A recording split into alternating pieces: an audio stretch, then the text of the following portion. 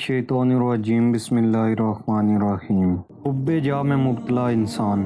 मोर में हुब्बे जा का जज्बा मशहूर होता है। हुब्बे जा में मुब्तला इंसान अक्सर नफाक से काम लेता है। वो इंसानों को फांसने की कोशिश करता है। हुब्बे जा में मुब्तला इंसान की दोस्ती नापायदार होती है। वो हमेशा अपने मकसद के हसूल के लिए दोस्त बनाता है और अपना फ़ायदा हासिल करने के बाद दोस्ती को खैर बात कह देता है। हुब्बे जा में मुब्तला इंसान लघु बातों से अपनी ज़िंदगी बर्बाद कर देता है। वो सारी उम्र दूसरों को शिकार बनाता रहता है, लेकिन जब मौत आती है तो फिर महरूमी का शिकार होता है। वो शिकारी अहमक है जो शिकार करने के बजाय खुद शिकार बन जाता है। अवाम को फांसना सूर का शिकार है जो कि बड़ी मुश्किल से जाल में फंसता है और उसे खाना हराम है। इश्क का नारा है कि शिकारी बनने से बेहतर है कि तुम खुद शिकार बन जाओ। इश्क के इस मामले में खुद को बेअक्ल बना लो और सूरज बनने की बजाय जर्रा बन जाओ, यानी हान माँ बर्बाद बनकर मेरे दर पर आन पड़ो। जब ये कैफियत होगी तो फिर इंसान गुलामी में भी शाही करने लगेगा। दुनिया के काम उल्टे हैं। जो लोग दुनिया के कैदी हैं इन्हें शाह कहा जाता है, और जो हकीकत में शाह हैं इन्हें फकीर और गधा कहा जाता है।